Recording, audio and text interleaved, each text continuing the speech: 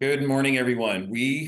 Welcome to, I see people are still entering into the waiting room. So if we can get our co-host to let some people in over there, please. Thank you very much. Okay, good morning, everyone. My name is Sunny Sharma. Welcome to today's webinar. We're going to be discussing the 10 methods of evaluating commercial real estate properties, folks. Never heard of this course before? That's because I invented it after 30 years. There are many methods of evaluating real estate, and what we've found is they're correlated with each other. So this is maybe somewhat of an enlightening experience while you're attending our webinar today. And let's go on to our next slide. A little bit about me. I'm not the best to talk about myself, folks, because I'm here to talk about the 10 methods of pricing commercial real estate. However, there's a slide up, so let me take the opportunity. My name's Sunny Sharma. I've been in business about 33 years. I'm based out of Markham, Ontario at Woodbine and 14th, folks. I've had the privilege of being in the top 1% of producing brokers throughout my career, entire career almost.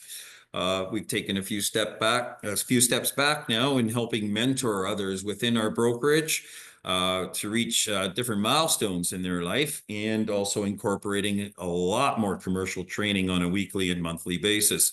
I have about 22 agents in my office. I am also CCIM designated and SIOR designated. For those who do not know what CCIM or SIO are, they happen to be two of the highest designations any commercial realtor can hold. Some of them are international, that is, and recognized by the National Association of Realtors. NAR, that is. I also had the privilege of being re-invited back to the Central Canada Chapter Board of CCIM for 2025. So I am a board of director on the 2025 CCIM chapter. I'm a former chapter president of 2017 and 18, and recently I've been able to help the CCIM curriculum be re-implemented back at the Toronto Real Estate Board and being offered as a designated course with the Toronto Real Estate Board. So lots of great stuff happening in the commercial real estate world. Based on my designation, folks, of being CCIM, I actually have my own proprietary tools. That being said, I've taken the opportunity to, in the chat area and also in the slide that's up in front of you, if you're able to take your cell phone and you can, or if you're on your computer and you want to go into the chat area, you can click on the links, which will take you to financial calculators. There's two of them there, an IRR calculator, a financial calculator. But what I wanted to do was give everyone some tools here for life. So I was able to find a public website of which there are 60 financial calculators that you can use to your advantage. But that being said, I kind of use them, and I don't use them only because I am CCIM designated and we have our own proprietary Excel worksheets and calculations, which I am not at liberty to share with you, but I've provided you with all the tools you will need to succeed as a commercial realtor. So let's carry on further to the next slide. An overview, folks. Commercial real estate evaluation is more than just assigning a price to a property. It determines investment viability, financing potential, and long-term profitability. Unlike residential real estate, which is primarily depends on comparable sales and a lot of emotions, commercial property valuations involve income potential, folks, market dynamics, and investor expectations. A well-calculated valuation can. What is it going to do? Well, it's going to help you sell the property, I'll tell you that much. And that's how we make money the last time I checked.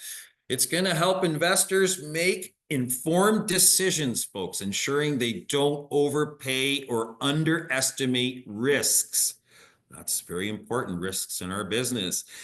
And secure favorable financing terms. Lenders rely on valuations to determine loan amounts. Support negotiations. A properly valued property strengthens bargaining power.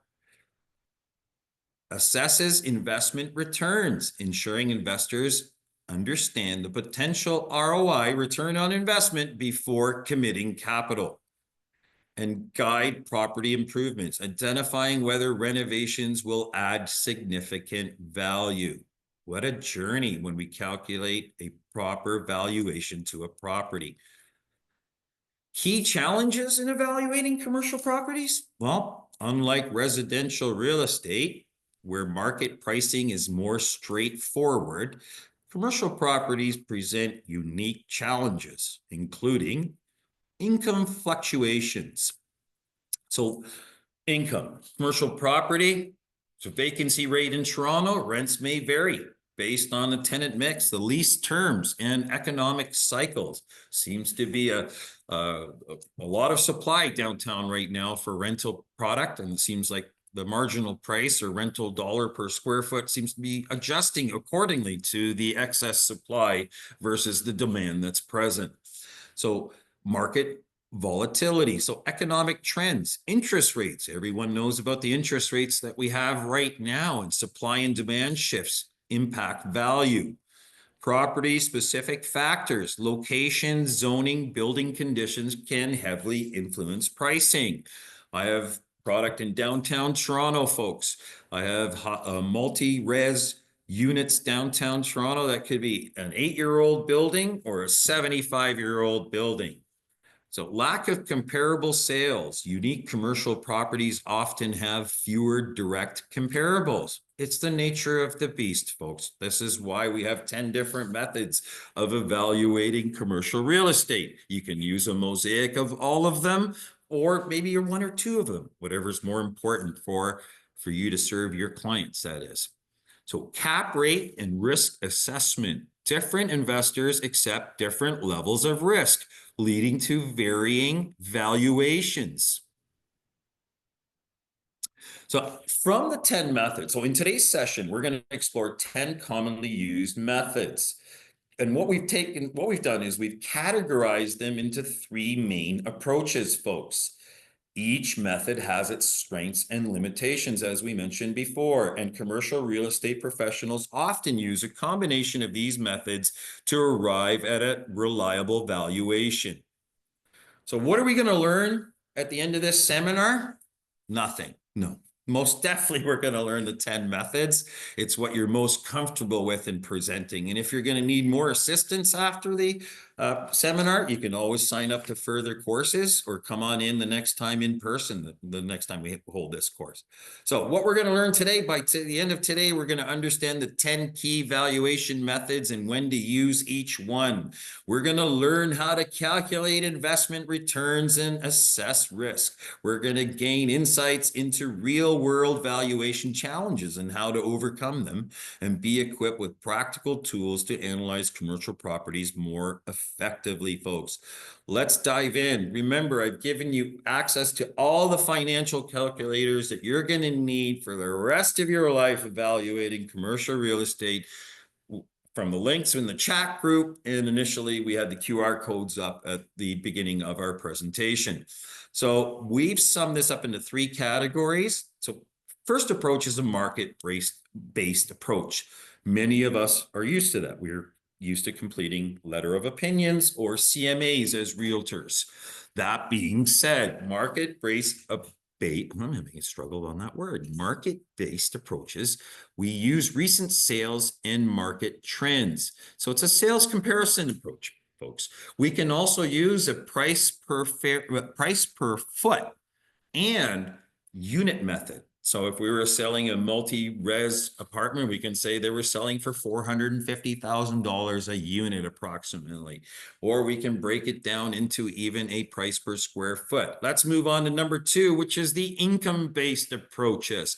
We're focusing on the revenue potential. So we have income capitalization approach, which is the cap rate method. Many of you paraphrase cap rate. What's the cap rate? What's the cap rate? Well, we're going to figure out what the cap rate is and figure out what the limitations of a cap rate are. I believe in the survey, for most of you that completed it, we had a test question about cap rates, and we'll get to the results of that survey at the end of our seminar, folks. So we also have the gross rent multiplier method, GRM. We have a discounted flat cash flow, folks, a DCF analysis, and a debt coverage ratio, which the banks will probably want to be interested in. No point in selling a property if we don't think we can help get financing. I know we don't play the role of a mortgage broker, but it helps you evaluate the property if you can go to a seller and say, it wouldn't even finance at that price, Mr. Seller, if you're representing a seller or a buyer, that is. So number 3, cost and development approaches. We evaluate replacement value and future potential. I have a lot of expertise in this area. Well, I don't want to call myself a subject matter expert, but I've had the opportunity of selling raw land at a future value. That is a potential future value of which was built and completed. So there will be a scenario, there will be an actual pro forma at the end of this seminar, closest to one of our last approaches, being more development in light of what you would use. So we have a cost approach, a land residual method, a development approach, which is encompassing the residual method, and replacement reserve analysis. Man, that underground parking is going to be fixed in about 30 years. It's going to be leaking. I better start saving some money for that. Let's dive into the first approach, the one that we're most used to, folks. In residential real estate, we do a CMA, a comparative market analysis.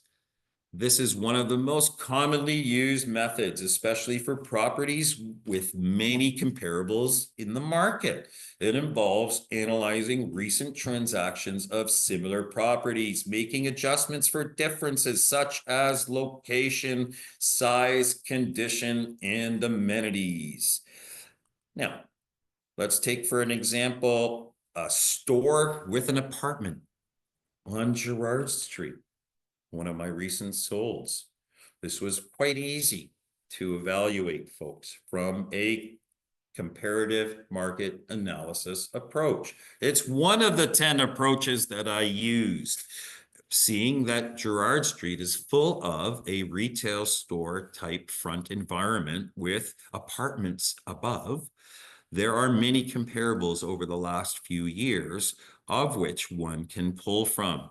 In doing a CMA, you may want to move off the actual street into the district. As you can see, there's many districts: Moss Park, Woodbine Corridor, East End, Danforth.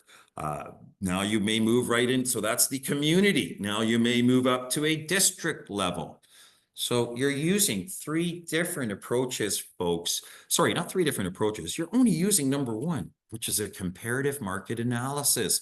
But what you're doing is you're expanding your search accordingly.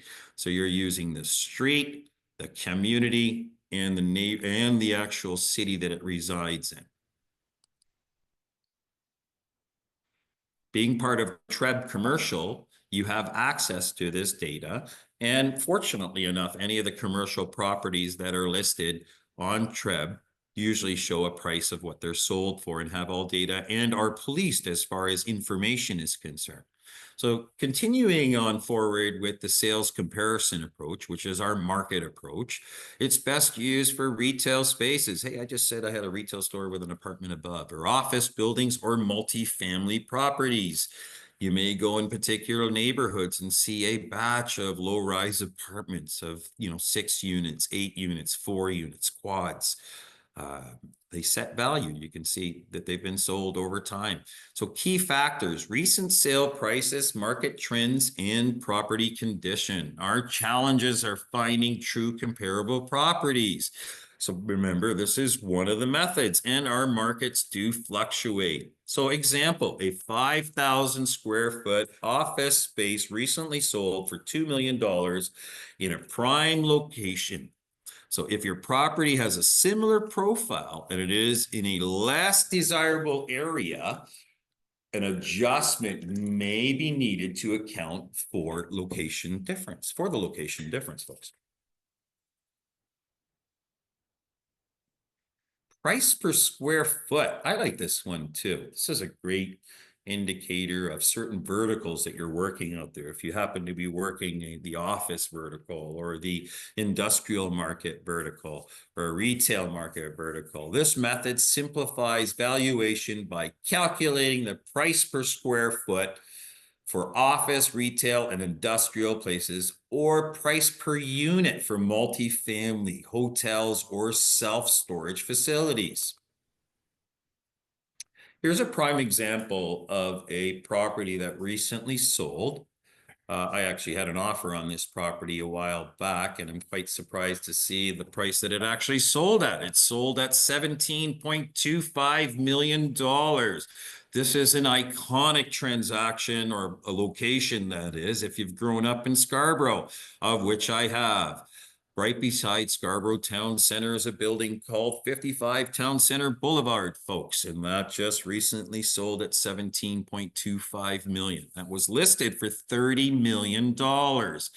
At that time, it was approximately $141 per square foot is what we were looking at for office in a Scarborough location at a major transportation hub and mall. So definitely a great AAA location as far as an office tower is concerned.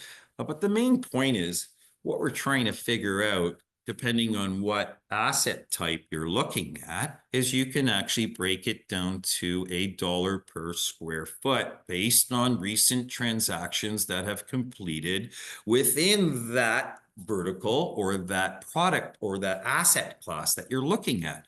So for example purposes, once again, we are looking at offices. So I am able to pull up data from, and Treb Commercial has Altus data and market stats for us too. So if you've never gone into the Toronto Real Estate Board member tools commercial area, I encourage you to do so. It is kind of limited as far as information is concerned, but you will be able to find some tools there that will be useful for you.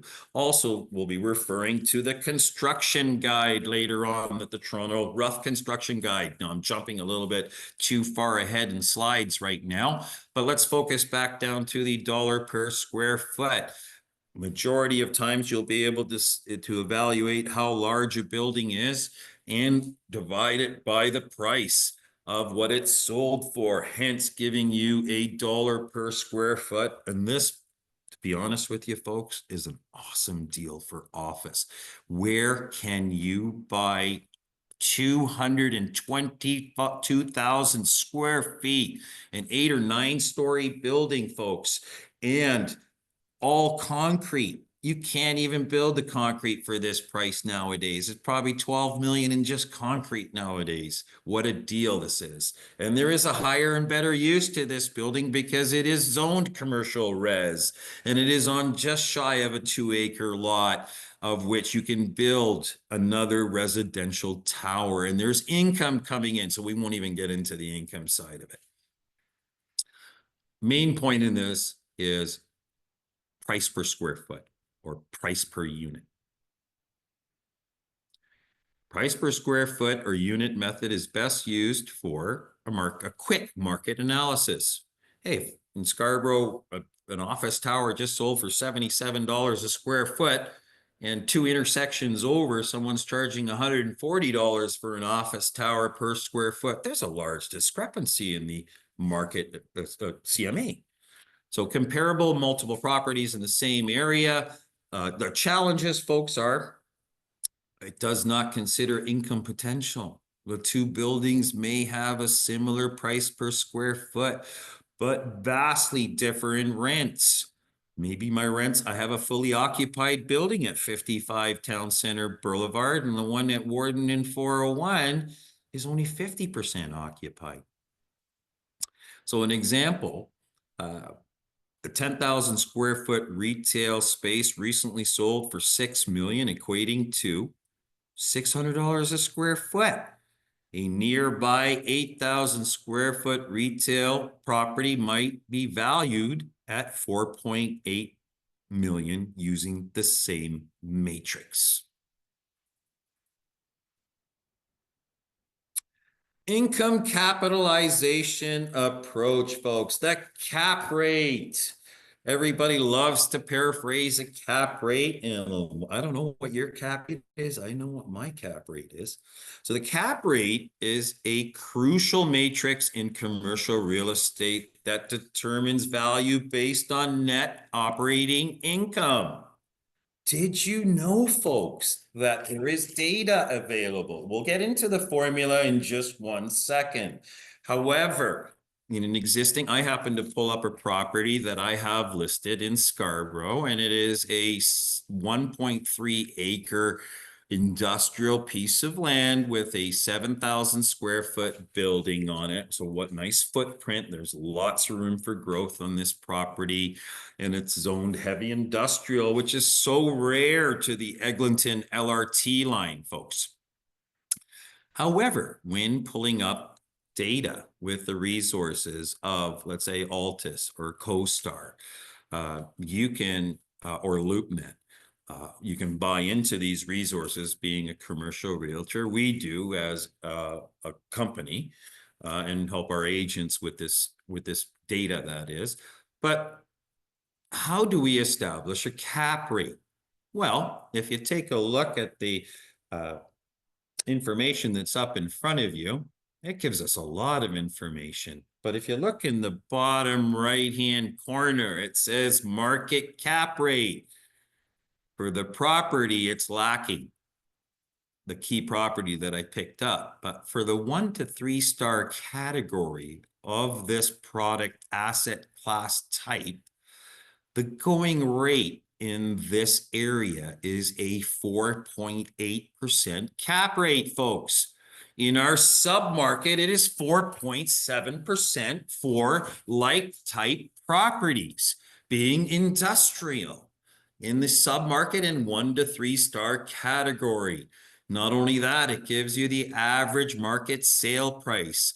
You know what? We actually are just referring to the cap rate, so we're only going to pull that data out. We'll have future courses covering the other data that's presented to you folks, just to stay on time in a timely and fashionable manner. Let's move on to the formula. Everybody knows the IRV cap rate formula, folks. It's best used for income generating properties like office buildings, shopping centers, industrial warehouses, investors focused on annual returns, that is. Cap rates vary based on market conditions and risk. It does not account for future rent growth or appreciation. That's, we're going to get further into that. So a property with an NOI of $100,000 net operating income, folks, with a 5% cap rate is valued at $2 million.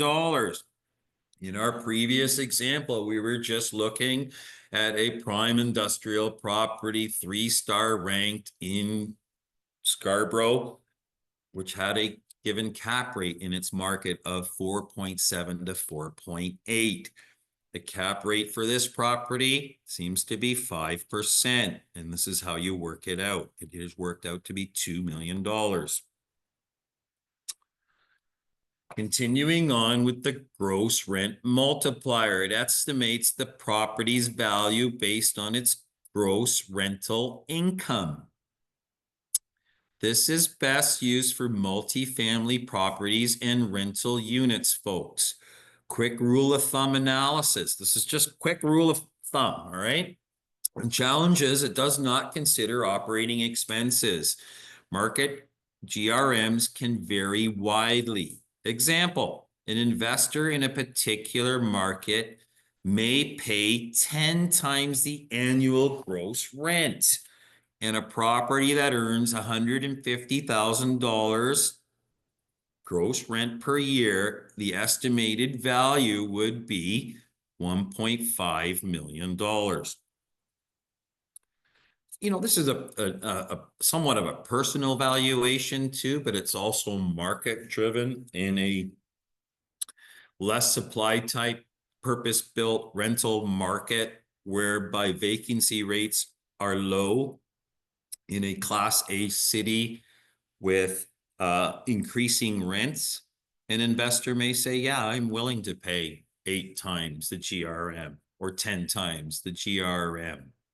And you can also take a look at other assets that have sold. So in a lot of the marketing packages that are out there from other commercial properties, if you request them from our other professional peers in the industry, they will send you their marketing package, of which will have income and may even have a pro forma, which will also help you evaluate the property you're looking at as a comparable, folks. So it's just a little bit of extra hunting and looking for this information.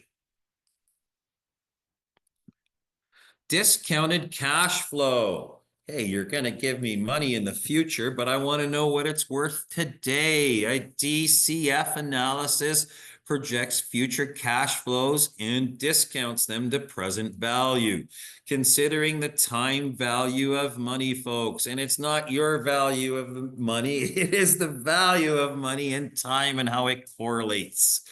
So, but once again, no pun intended. Yes, we all have a value to our time and how much money we can make.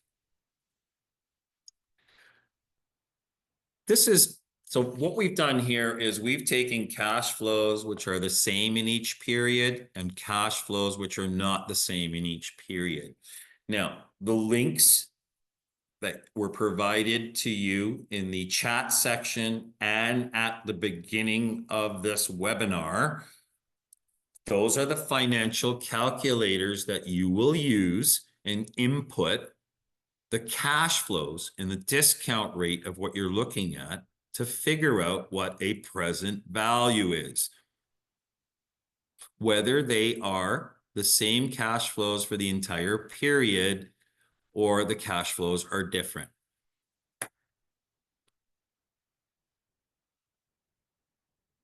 Discounted cash flow analysis best used for properties with long-term leases and fluctuating cash flows.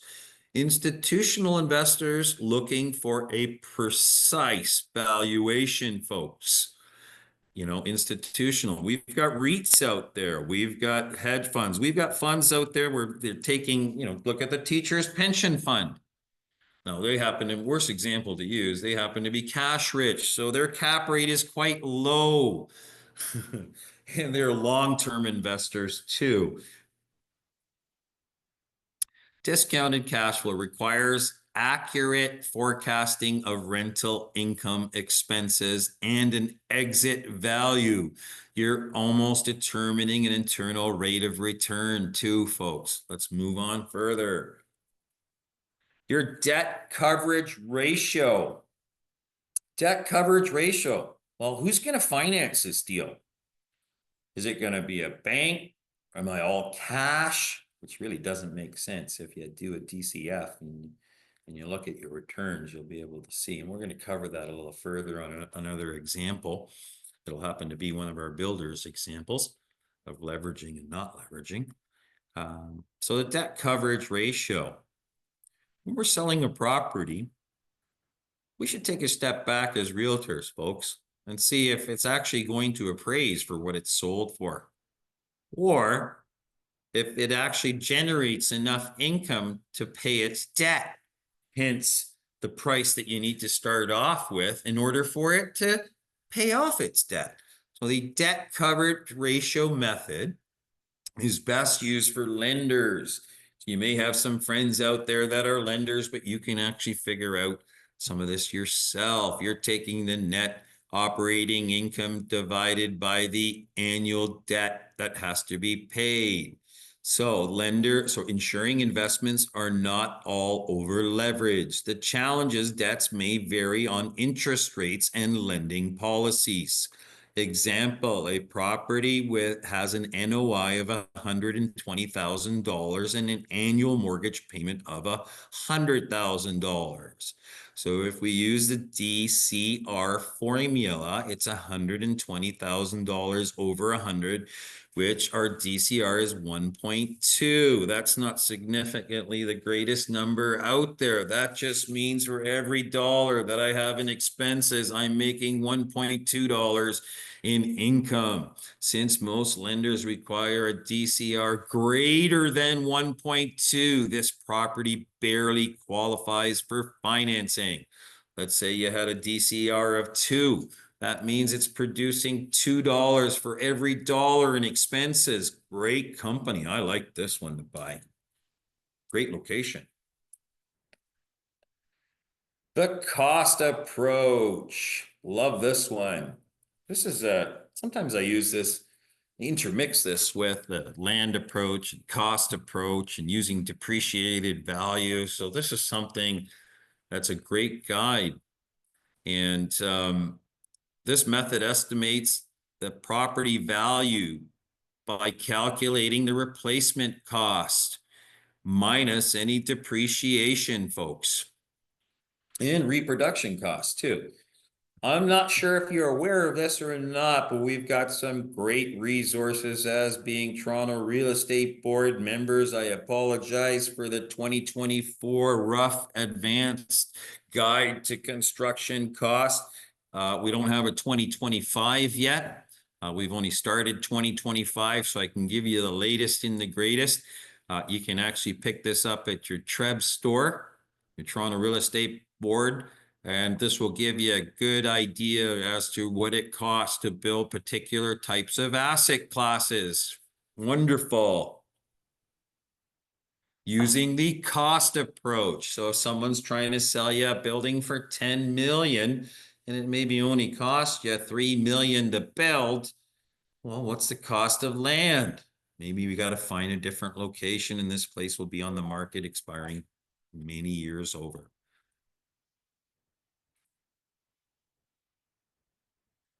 Cost approach, best used for special purpose buildings, schools, hospitals, warehouses. I need a 20,000 square foot warehouse. Well, what's the average cost to build a steel beam warehouse right now with a concrete pad? How high of a ceiling? Oh, it's $100 a square foot. It's $140 a square foot. Do the rough estimate cost guide. Well, that'll give you an estimate right there, folks, of what the valuation of that asset class is just based on that guide with some quick math. The challenges with the cost method is we're not putting our asset class to work. We're just building it and seeing what it's costing us, folks. There's no income potential that we're considering.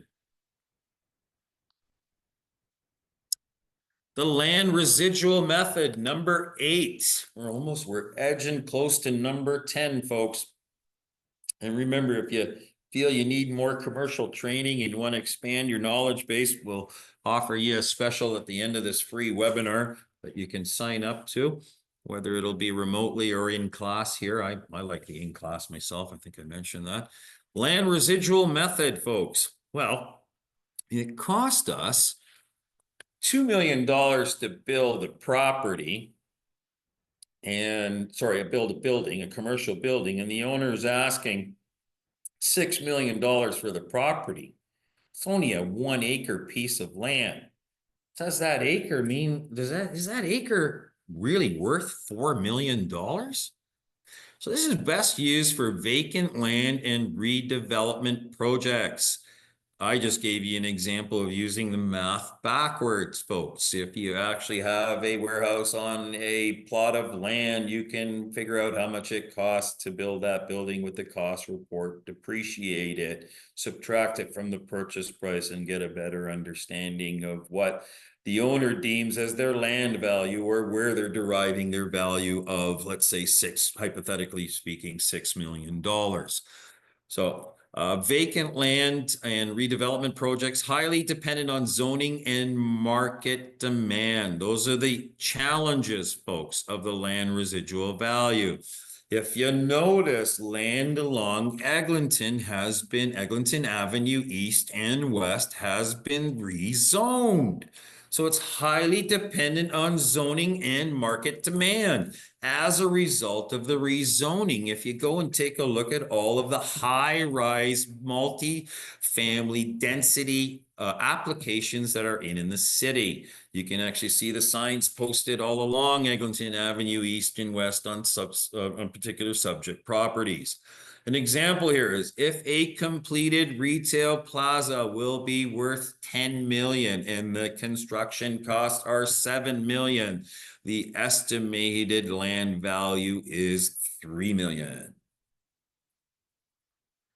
We're going to bridge this to the development approach, the residual approach, folks. We're going to cover a lot of variables here, different perspectives that a developer would look at.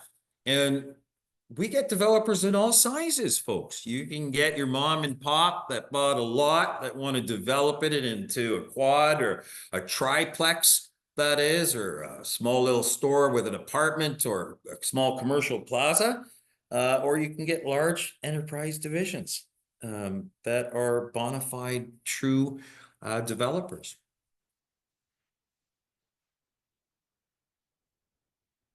This here is an example of a particular pro forma that a developer would use. It covers everything from the source of funds, whether it's debt or it's equity, even bondable deposits, and it calculates for the total source of funds. But if you look in the left-hand section, you'll see that we have projected gross sales of $49 million. Our parking and locker upgrades is another 700,000. The commissions paid to realtors, the HST, the total recoverables from the HST, the total income, land costs, soft costs, municipal fees and securities, development charges, carry-on fees, hard costs, occupancy operating expenses, financing costs. Our total projected costs are 39 million. Well, that looks like a net profit of 16.2%. And it is a net profit of $6,381,000. We can also, if you go to the next column beside it, it's broken down by per square foot. And the column beside that is labeled per lot. So we know that, per lot, it costs us X number of dollars. Per square foot, it costs us X number of dollars.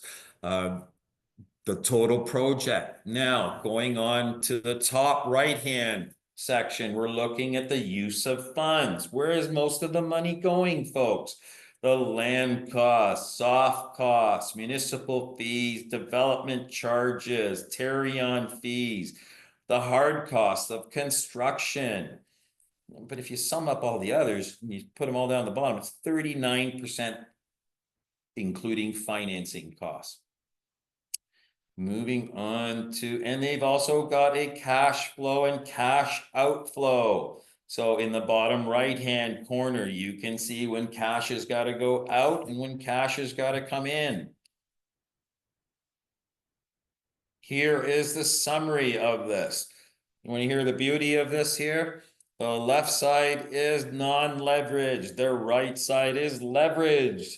So if I was financially capable of using my own money, the left scenario would be present and I would have an unlevered internal rate of return of 16.31%. And usually most developers are looking for a minimum of 15% in order for them to move forward on a project.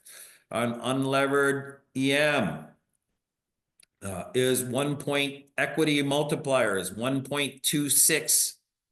Okay, we have the capital required. I need to come up with $36 million and my net profit, since I'm not taking any loan, will be $9,500,000-ish. If we go into the bottom right-hand section, folks, we can see where there's levered money, a summary. Our internal rate, because we're borrowing money, we're putting less money down. that means that our internal rate of return is going to be 39.41%. Our equity multiplier is going to be 2.13 times because we had to put less money down. We borrowed money. We had bondable deposits. We had equity required, interest and fees.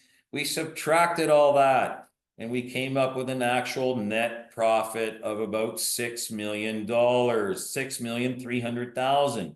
Let's say we make $106,000 per lot.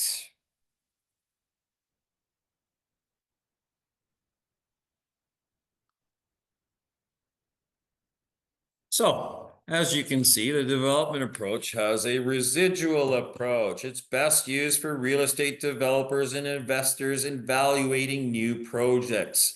Market risk, the challenges are market risks and cost overruns. Let's take, for example, right now, it takes about 4 to 5 years to actually, from pre-sale and applications with the city to get building permits and to dig ground. It takes about 5 years. What has happened over the last 5 years, folks? Our interest rates have increased. Our actual supply has increased exponentially. We have projects that are now caught halfway being built. We have ones that have decided not to come to market, and we have projects that have to be completed because they're halfway under construction. Please look at the market dynamics when advising your clients. Replacement cost reserves analysis. It's really simple. I mean, if you're building a high-rise apartment, or I've seen now that even houses have underground parking. I've seen underground parking in quad units, sixplexes. So not just, you could have a tennis court, it could have a flat roof. These are replacement reserve analysis. You're buying a 50-year-old multi-res building on Bloor Street. It has 32 units. It's well over 60 years old. This method incorporates future maintenance and repair costs into the property valuation. And if you don't think this is real, it is real, folks. This is actually an opportunity sometimes to be able to come back and renegotiate. Let's say you're actually completing a building inspection report and fulfilling one of your client's conditions as a buyer representative. You would then, after or during the inspections, if they were items that were critical enough to be brought to the attention of the seller that required repair or attention down the road, you'd be able to use the replacement reserve analysis to say and forecast that this needs to be repaired respectfully 10 years from now, and the cost is X number of dollars. How much do we need to save every year in order to get that, or do we go for the full replacement cost up front? So this is another way for you also to evaluate your actually to renegotiate is what I was really trying to say earlier. I believe this is the conclusion. Hold on, we're going to get into a little recap summary, and I want to get into the survey results too, just to see who the audience is that we're catering to. The importance of a multi-method approach. Folks, so as I mentioned earlier, there's 10 methods of evaluating commercial real estate at bare minimum, that is. They're all interrelated, dependent on the asset class that you're looking at. We categorized them into 3 categories. The beauty of it is you can use 1, 2, 3, 5, all 10 methods and do a cross comparison. You'll have an intellectual conversation with your client, the seller agent, the buyer agent. I guess the importance of a multi-method approach is a sales comparison approach and price per square foot. It's great for benchmarking against similar properties, but lacks insight into income potential. The cap rate and the gross rent multiplier are quick income-based evaluations, but may not account for expenses and future growth. the discounted cash flow and the development approach. This is more sophisticated, folks. This is the level that you want to get to. And it's future focused, but requires accurate forecasting. And the cost approach and land residual, useful for unique properties that may not reflect true market value. We offer you help here at our brokerage, and the course that we're going to offer you at the end of the seminar will lead into this too. It is a paid for course.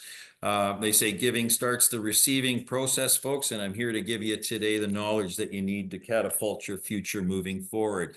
So one of our biggest mistakes in you commercial real estate professionals is we're relying on too heavily on a single valuation method. We're all just trained with the comparative market analysis of type approach and show up to the client, hope and pray and smile.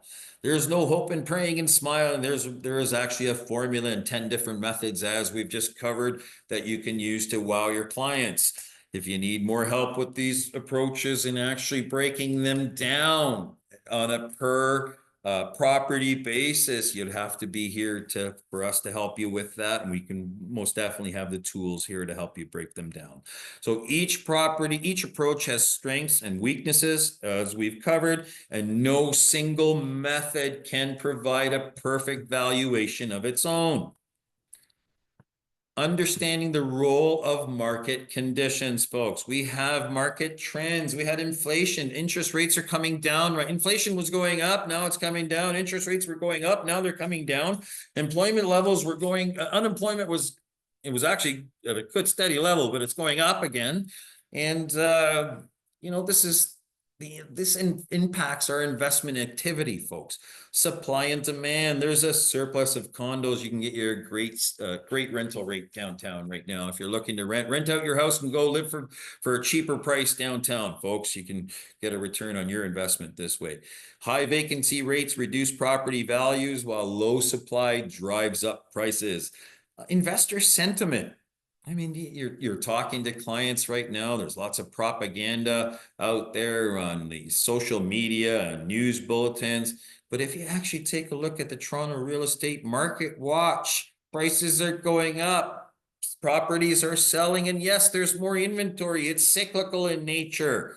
Look at the right resources so that you can consult your clients accordingly, folks. What's our focus here? We're helping clients make a smarter investment decisions. An investor might prioritize cash flow, making a cap rate or a gross rent multiplier more relevant. A developer might focus on future value, relying more on the development approach and land residual method. A lender might assess loan risk, focusing on the debt coverage ratio, folks. And we're almost getting to the end here, because I want to go over the seminar results. I don't know, have the results come in yet? Have you given them to me on my phone or something that I can kind of paraphrase them to everybody here, just out of the questions? So let me plug our course here, okay? We have a 5-course package. It'll be starting in March. We'll be taping them if you pay for them, so you won't miss the episode or the session. That is, you get unlimited access to all of the recordings. So once you sign up for $4.99, any of the classes that I have, you can go back to and watch at a later date. We're available online and in person. That's the newest change that we have right now for 2025. I'm a little bit old school, and I love to have everybody here in person. That being said, we've accommodated to provide for the audience that's present today. We had over 50 people sign up. I know that we had to cater it down a little bit, and maybe we'll see what we can do about the next webinar. But more importantly, you in the link, and also here's a QR code if you want to scan it with your cell phone right now. The Foundations course is a great place for everyone to start. It takes you from residential to commercial as a realtor. In the first one, we're going to be giving you the overview of users and investors. You know, users and investors have different, they basically have different needs. It's all needs based, right? And that's the first course we're going to cover there. We're going to cover the time value of money and its concepts. We covered a little bit of the 10 ways of pricing, but we're really going to go into in depth of the time value of money and the primary risks and factors and investor preferences. We have a leasing market. There's a lot of money to be made in leasing, folks. Believe it or not, you don't necessarily have to sell a property. I'm of honest belief, a way to get to a seller is try and lease their space, because if it's not going to lease, they're going to end up selling it. So it's a great side door approach that I recommend to all of the realtors that work in my company in order to sell property. And your leasing types of leases, there's a common area, the TMI, there's gross leases, there's net leases, and we'll be covering all that. And there's lease clauses. How often have you made it to a property of which you want to lease and you're sitting down to write a commercial lease and you don't even know where to start off with the clauses you're going to use? Well, we've taken a whole bunch of clauses that you may be aware of and not aware of that'll help change your game out there in the market, as far as tenant improvements or early termination options or free rent periods, etc. There's many different concessions that we can talk about, and important clauses that'll protect either your landlord or we have the tenant role reps, and that's where you can make a lot of money right now, is actually going to the actual tenant and representing them, because this seller will pay you still the commission for bringing in a lease, but you're actually representing the tenant's best interests. So if you're looking at furthering your knowledge in commercial real estate, getting more involved, and I actually recommend everybody on this webinar to start off at the $499 package, or if you want to go one course at a time, sign up for the first one at $109. I understand last year wasn't the greatest year for anyone, or a lot of people in real estate out there, and budgets may be of concern. So you can pay one by one, or you can pay the whole $499 right up front and get enrolled, and you'll have access to it live, in person, pre-recorded, at your disposal.